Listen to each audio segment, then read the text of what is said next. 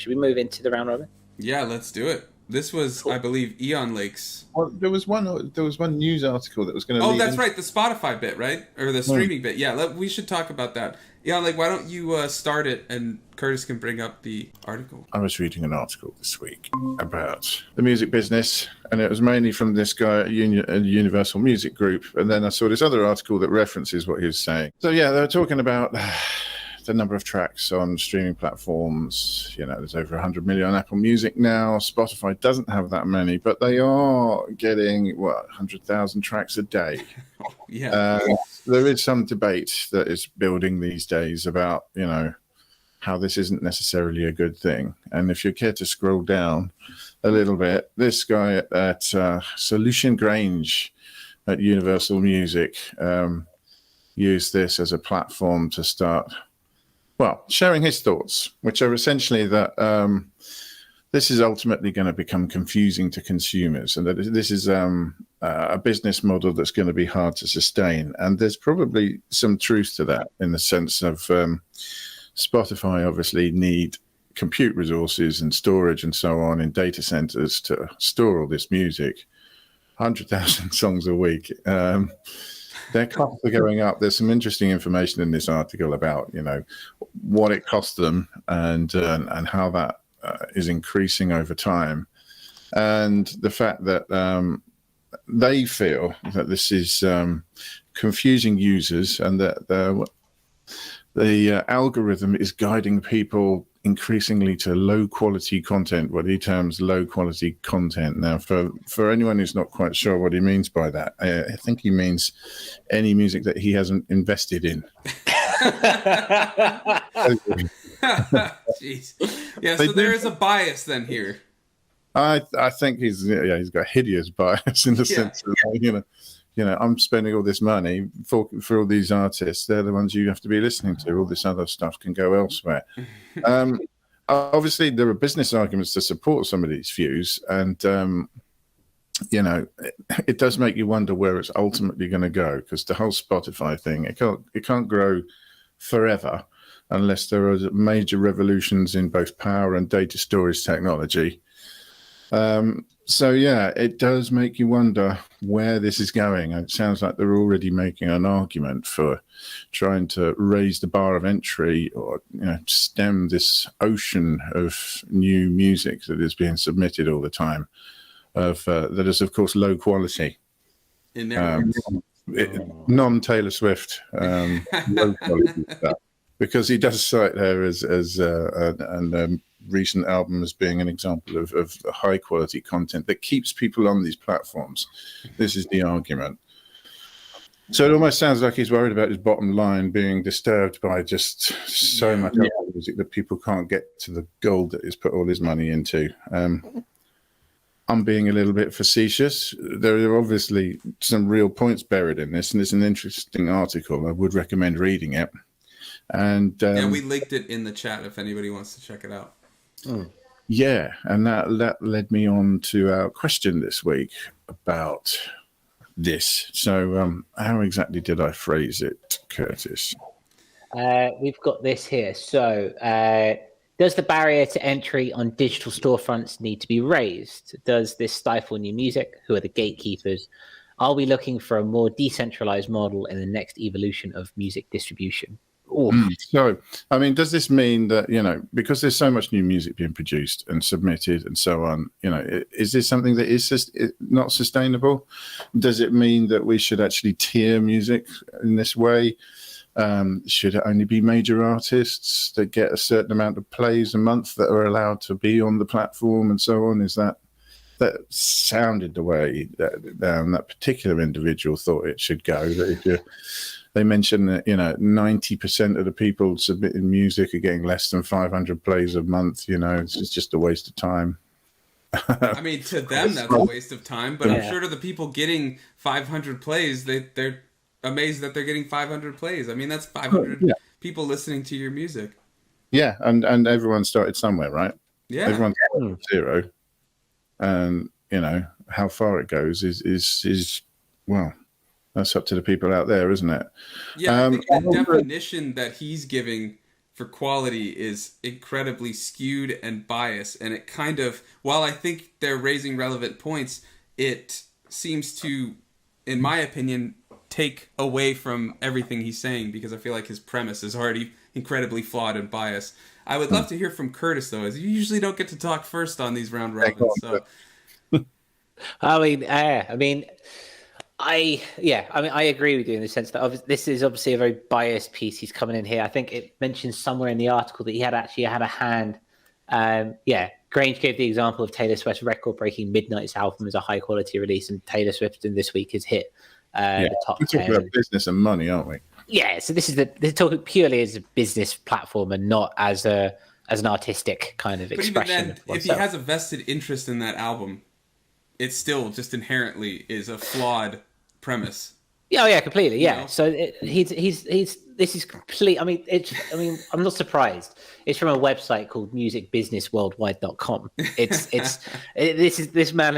This idea is not coming from a sense of artistic self-expression at all. This is purely monetary. The idea that more people like it, therefore it must be better.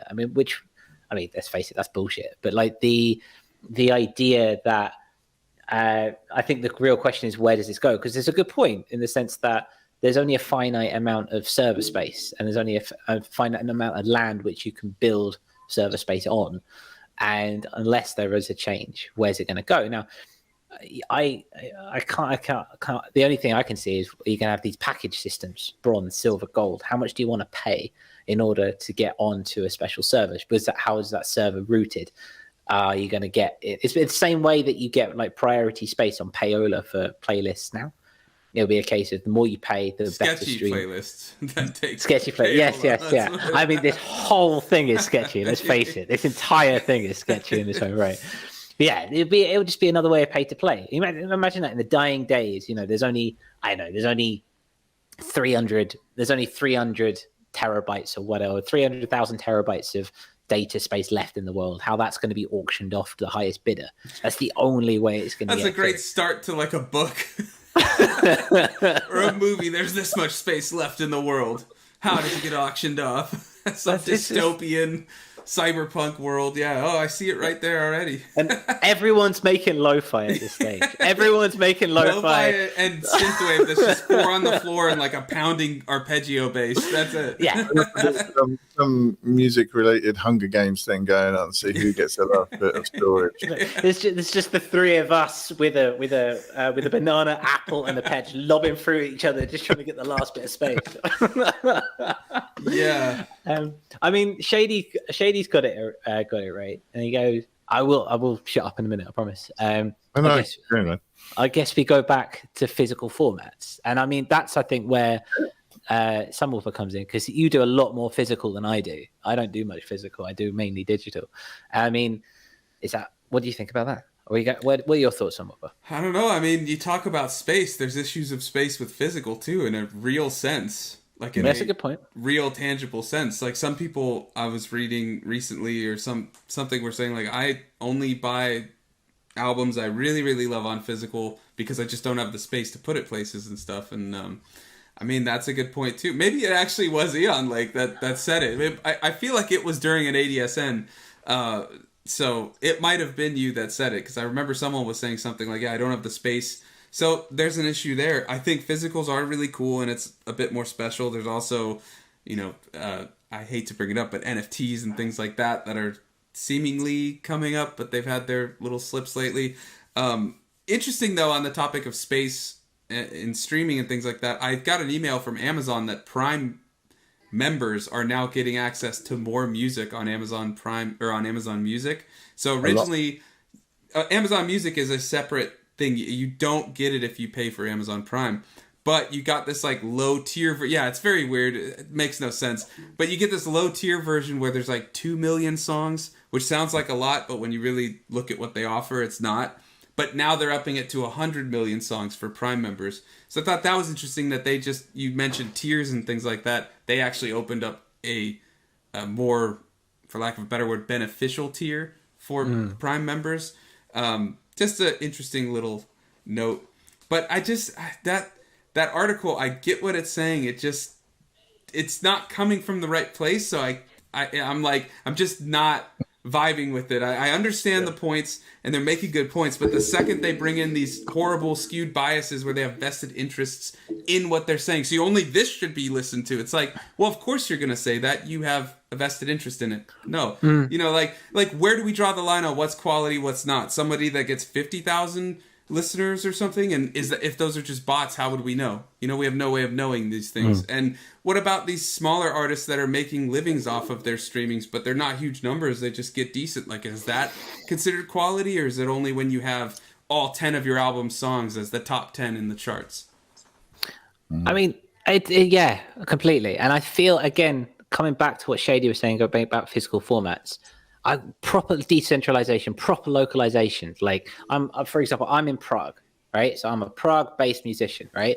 The globalization in the world and Audionautic, etc., has mean that it doesn't matter where I am, anyone can listen to my music. But 300 years ago, if I was a bard running around Prague with a lute, people would probably know me in Prague and maybe in Benešov, but they wouldn't know me outside of anywhere else in this world. And maybe that's kind of lute dude as well.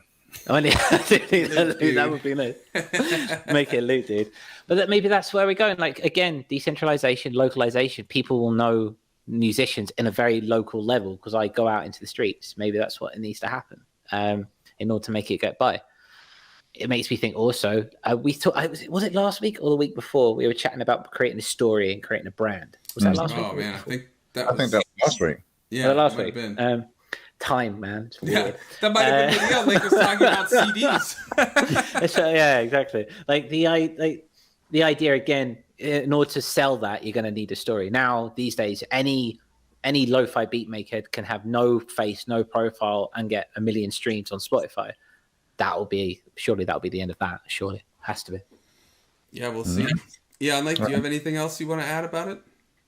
Well, I think it's headed one way, isn't it? I mean, like I said, without revolutions in storage technology and also power, I think they're going to have some interesting decisions to make ultimately about what their service is actually supposed to be, whether it's supposed to be all the music there is or just mainstream music, like the guy says in the article, just the really big selling stuff that most people want to hear, or that he thinks most people want to hear, the stuff that does the biggest numbers.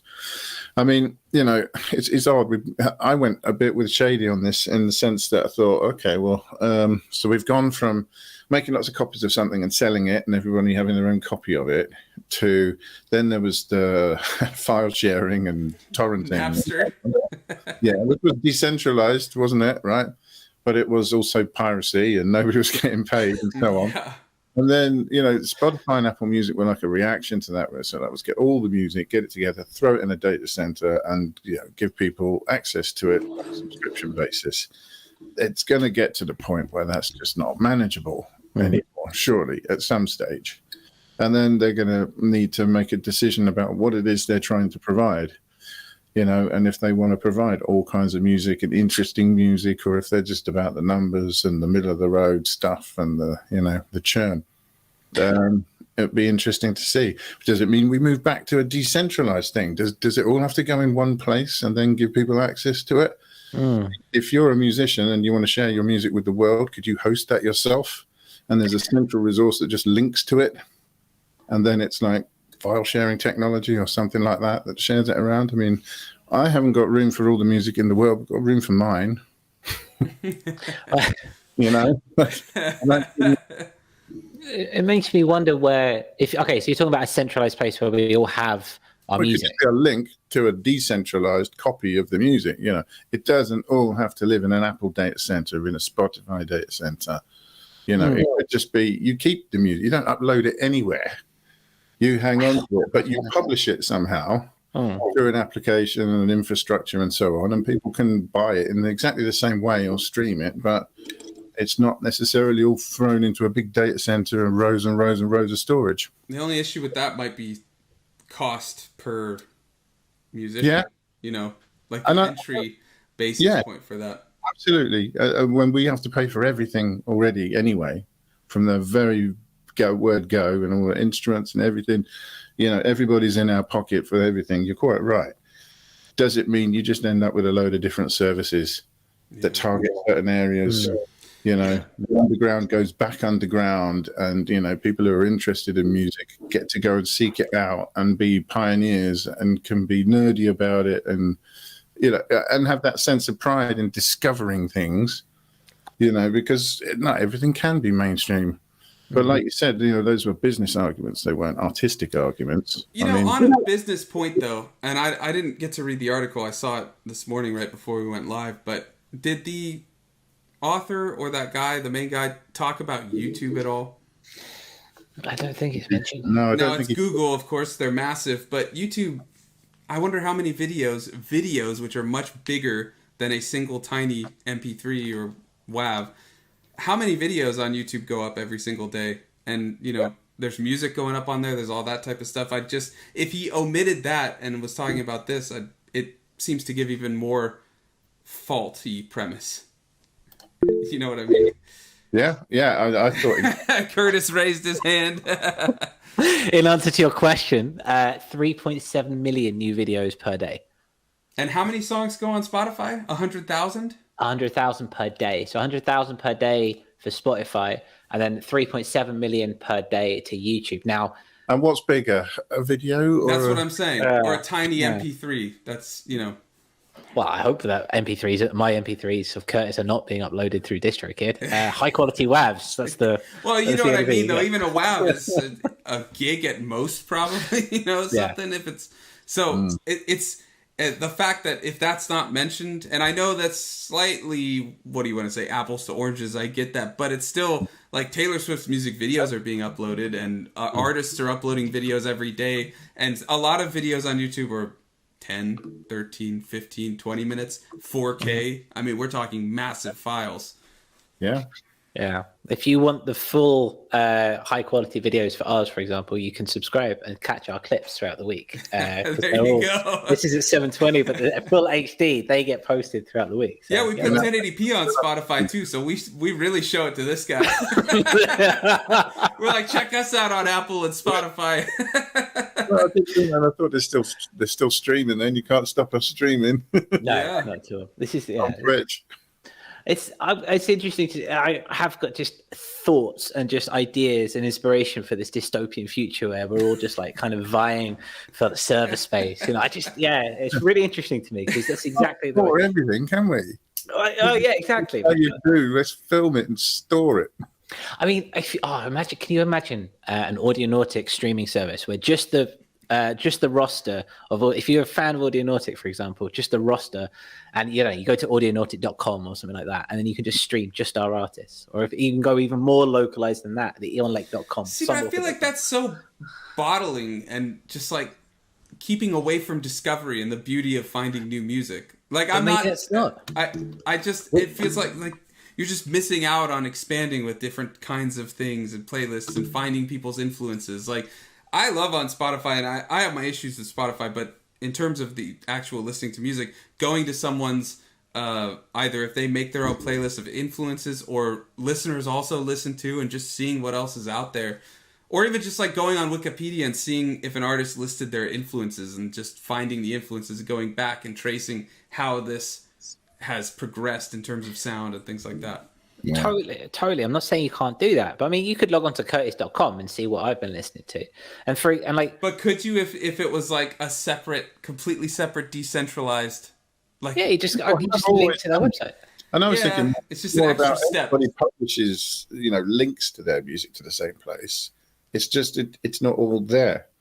It just redirects you to wherever you need to go. Okay. So it's like you're following links down a rabbit hole, basically. Yeah.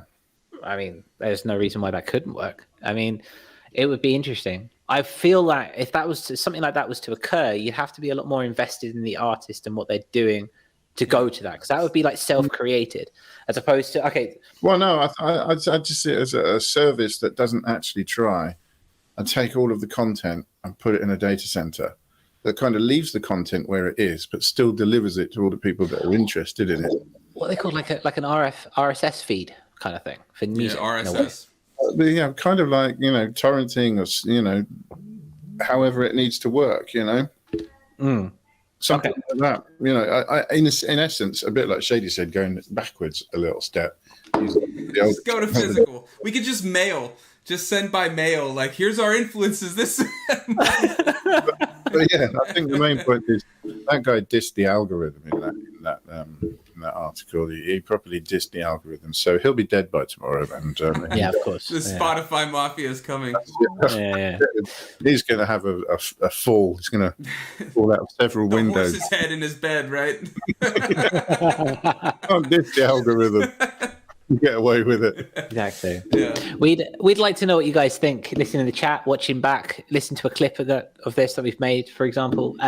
What are your thoughts? This idea, server space is finite, and you know, this is, where is it going to go? What's the future of this? You know, we're all artists in the modern era. How do you think this is going to affect us? This is Is what this guy's saying a problem? Are we a problem? This flood. Are we a problem?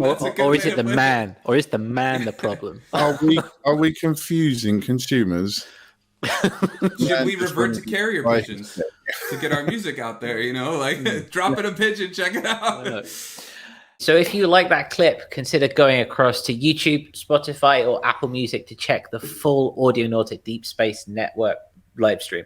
Yeah, and if you want to join us for the next live stream, they are on Wednesdays at 7 p.m. UTC. And finally, we do have the Audionautic Radio playlist, which is in the description below. Some of the greatest cross-section of the underground electronic world that you see. IDM, ambient, down-tempo, you name it, it's in there. It's great. Curated by Sunwarper. Yeah, so if you're looking to find some new music or just see what's new in the electronic sphere, head to that link in the description, and we hope to see you at the next Audionautic Deep Space Network. Thanks for watching. See you around.